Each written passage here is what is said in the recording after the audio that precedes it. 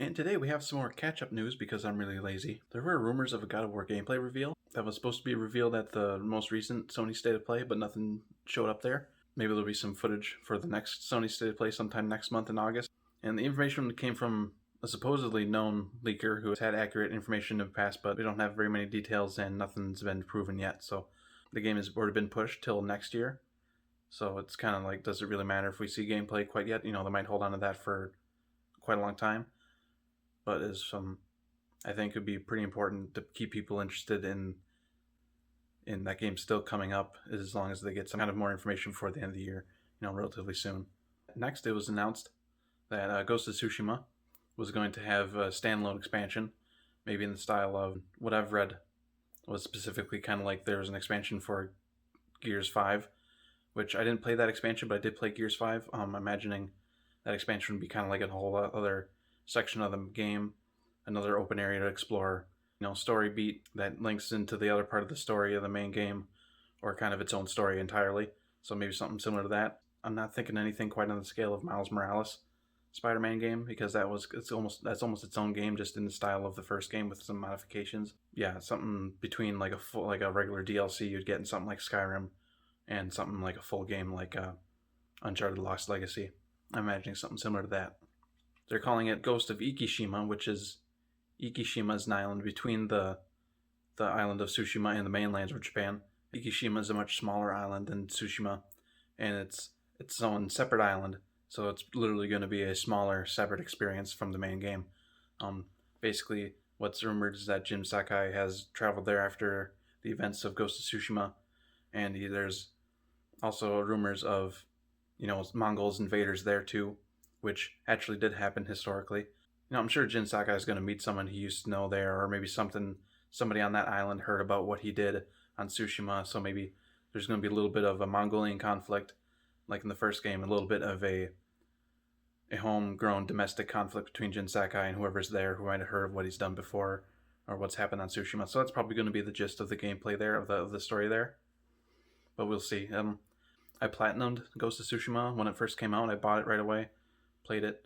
It must have been 35, 40 hours. It was a good chunk of game, and I did pretty much everything you could do in the single player. I haven't played the multiplayer stuff, the co-op, like the demon hunting, whatever, the cool fantasy. There's a lot of fancy action stuff going on, really mystical stuff. I haven't played that yet. It's kind of interesting. I don't have a way to play that right now, but when I get to it, I'll definitely play more, because I like the combat in that game enough. I could probably keep playing it, but I literally ran out of stuff to do in the game. I'm kind of excited. I could play a little bit more of Ghost of Tsushima the way it is, as long as, there's some more new stuff to do, and, maybe some new techniques, new combat system, skill tree stuff, kind of start from scratch again, and obviously, new environment and new enemies would be kind of cool.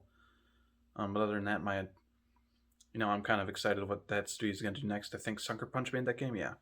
So I'm kind of excited what they do next. I imagine they're going to make a Ghost of Tsushima sequel, since they're making this DLC along with the original game.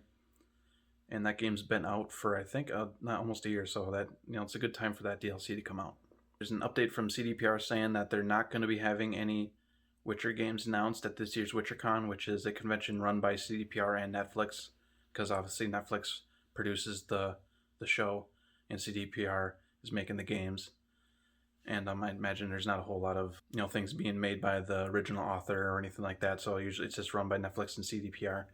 They're saying that there's nothing new in the works right now, at least nothing officially.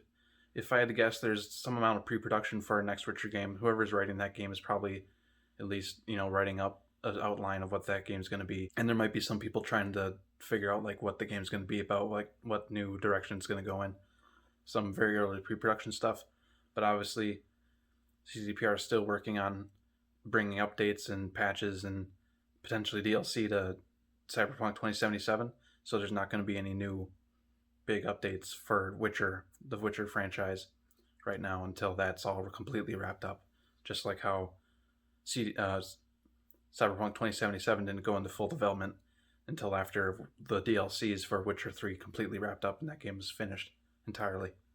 And then finally we have an announcement of a new game coming out called Nickelodeon All Brawl, which is about as close to copyright infringement as you can get to something like Super Smash Bros. Brawl, without crossing that line. Um, I watched the trailer for it. It seemed kind of goofy. Like, is this here's some video game characters from Nickelodeon shows, mostly from the '90s and and later, a little bit later, mid 2000s.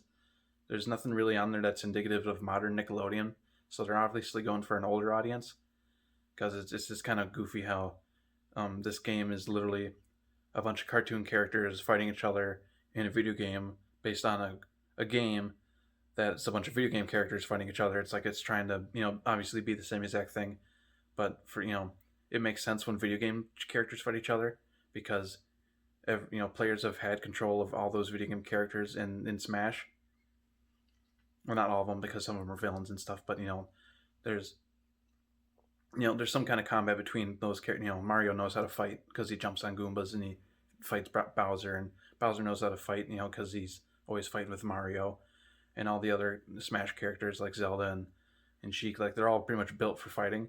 And then you have Nickelodeon characters who are in this brawl, like a Super Smash Brothers type arena combat, which is just completely ridiculous because you're gonna have stuff like a person like Nigel Thornberry fighting SpongeBob when really they're not people that do much fighting anyway, except for that one clip where Nigel was totally ready to throw down with Nigel Thornberry he was like literally ready to fight to the death with the guy that looked like a gorilla. I forget it.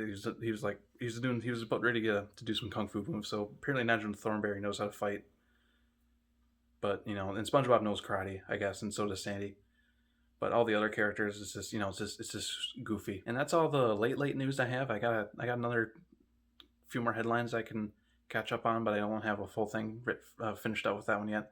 This whole these set of headlines I have here have been written out for over a week, and I haven't done anything to them, so they're way behind. So just have a good day and see you guys later. Watch out for the next one. Comment down below if you have any comments, and subscribe to these videos if you see them, because you'll be within the first 10-20 people to subscribe, and that'll be really cool because maybe one day I'll be big. So this is what I'm telling you to do it. So have a good day. See you guys later. Bye.